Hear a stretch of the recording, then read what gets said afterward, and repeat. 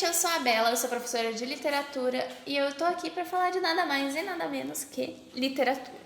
No vídeo de hoje a gente vai dar continuidade ao mês do horror e o livro que eu escolhi para esse segundo vídeo é O Homem de Giz. Eu escolhi esse livro sem critério algum, eu sempre via ele na livraria, achava bonito, eu falei, vai ser esse.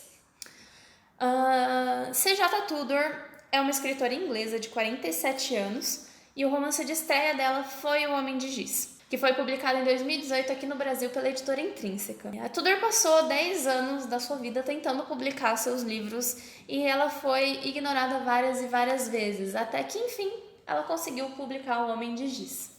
Então vamos falar um pouquinho sobre a história. O que eu posso dizer sobre O Homem de Giz? Cara, eu adorei.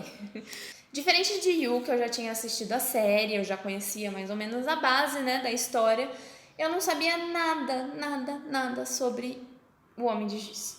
Eu não leio sinopse antes de ler os livros, geralmente eu sou aquela pessoa que julga pela capa. Então, porque eu não tenho muitos critérios, assim, se não são livros que eu conheço pela fama literária ou pelo autor, são livros que eu olho e falo, vou ler esse aqui. Então foi isso que aconteceu com O Homem de Giz, eu li e eu falei, meu Deus. Bom, a história ela começa com um prólogo narrado em terceira pessoa. Ou seja, um narrador sem pensamentos próprios, ele não é aquele narrador onisciente que sabe o que a personagem está pensando, que sabe o que está acontecendo em volta. Não, ele só vai ser bem descritivo, ele vai dizer tudo o que acontece ali, que é mais ou menos o que uma pessoa estaria vendo. A princípio a gente não consegue se situar muito no que está acontecendo. Tudo que dá para perceber são alguns itens que chamam a nossa atenção para um quebra-cabeça que a gente ainda não conhece. A gente não sabe qual é a imagem desse quebra-cabeça. Bom, então a gente tem um corpo esquartejado, a cabeça de uma menina, uma mochila, um monte de giz. Um monte de giz e uma pessoa que encontrou esse corpo. A partir daí a gente já tá curioso, né? O que tá acontecendo? Ok, houve um crime, mas a gente não sabe os detalhes. Por que essa pessoa levou a cabeça embora? Porque é isso que acontece. Levam a cabeça embora e nunca encontram essa cabeça. Só encontram os restos mortais do corpo. Então aquela pessoa, ela era o assassino, ela não era o assassino? Qual é a questão? Com isso a gente tem o tema da história. Houve um assassinato, a cabeça sumiu. Quem foi?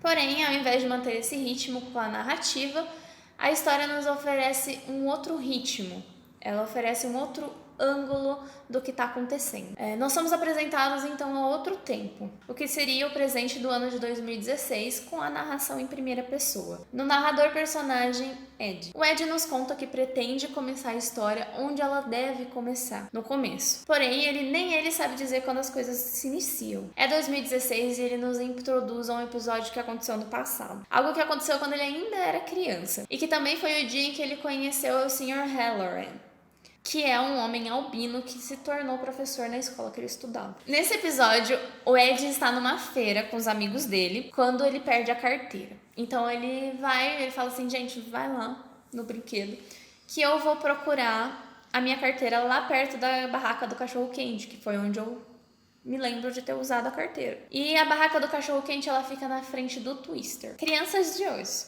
o que é o Twister? O Twister, ele é aquele brinquedo que ele tem várias cadeirinhas e aí ele gira, assim, a gente vai em dupla e tudo mais. Mas não é que nem o chapéu mexicano, ele é um pouquinho, assim, mais monótono, na minha opinião. Se você não consegue visualizar, eu vou deixar aqui embaixo um link para vocês poderem ver um vídeo do que é o Twister. Eu acho que vai ficar mais fácil de visualizar a história. O Ed vai procurar a carteira dele lá perto do Twister, na barraca do cachorro-quente. E ali ele vê o Sr. Halloran, ele tá parado e ele está olhando para duas meninas que estão na frente do Twister. E tudo acontece muito rápido. Uma das cadeiras do Twister solta e acerta uma dessas meninas. O nome dela é Elisa. Com esse acidente, a Elisa ela quase perde a perna e parte do rosto dela fica dilacerado. Então ela quase morre, mas o Sr. Halloran chama o Ed e fala assim, olha, se a gente conseguir trabalhar junto, ela não vai morrer. E a partir daí a história se divide em duas. O que aconteceu em 1986 a partir do dia da feira e o que está acontecendo em 2016. Ambas as histórias têm o Ed como protagonista. O Ed, de 12 anos, e o Ed, de 42 anos, vivem e revivem o assassinato de uma menina que aconteceu nos bosques de Enderbury. É engraçado que, embora elas sejam histórias, assim, distintas, né? Uma coisa que já aconteceu, uma coisa que está acontecendo, elas meio que se casam, uma completa a outra. E, de certa forma, isso acaba aguçando a nossa curiosidade, porque toda vez que acaba alguma coisa em 1986, a gente quer saber o que vai acontecer, mas aí acontece outra coisa em 2016, e aí a gente vai lendo e até que a gente chega no final. Foi o que aconteceu, eu li o livro de uma vez. Particularmente, eu adorei o modo como a história é contada, como a gente tem sempre esses dois viés da história, a gente tem sempre uma coisa que aconteceu, uma coisa está acontecendo, uma coisa que está alimentando a outra, e como tudo meio que se resolve repentinamente. Quem seria o assassino? Será que é o Ed? Ele esquecia das coisas? Será que é o Sr. Halloran, aquele professor albino que estava ali parado? Por que ele estava olhando para as duas meninas? Então, assim, são coisas que a gente quer descobrir e o modo como a gente descobre é muito satisfatório. Uma outra coisa que eu identifiquei, assim, que é bastante óbvia pela influência que a autora tem, e ela mesma fala abertamente sobre isso, é que esse grupo de amigos que existe em Enderbury, que são os amigos do Ed e tudo mais, eles são amigos desde criança, são 5 meninos e uma menina, isso me lembra muito It. Só que ao contrário do que acontece ali em It, dessa vez em Enderbury, eles não têm uma coisa para perseguir as crianças assustadas, não. Tudo acontece por um motivo. Cada ação vai gerando uma reação que gera outra reação e outra reação, até que a história se casa num todo. Eu acho que as questões do Homem de Giz são questões que a gente precisa desbravar lendo, e mesmo que haja muita sutileza em alguns assuntos muito sérios, eles estão lá para serem discutidos, eles estão lá sendo abordados com a importância que deve ser, e algumas vezes eles são explorados de um jeito bem diferente e bem interessante, mesmo que isso signifique, de repente, ficar em cima do muro. Por exemplo, a questão do aborto, ela não é trabalhada nem como crítica, nem como defesa, nem como um elemento decisivo na história. Mas ela tá ali de um jeito que surte uma reflexão. A gente tem dois lados dessa reflexão, então é bem interessante. O mesmo acontece com a violência doméstica, a gente tem ela presente ali de uma maneira bem gritante, mas a gente não lida com a violência doméstica de um jeito direto. Então, tá presente porque é uma coisa que realmente está presente. A gente tem a violência doméstica em muitos momentos assim do cotidiano, a gente sempre escuta de alguém que apanhou de alguém, ou alguém que abusou de alguém, mas a gente não para refletir como se fosse com a gente. E como é o Ed que conta a história, é do mesmo jeito.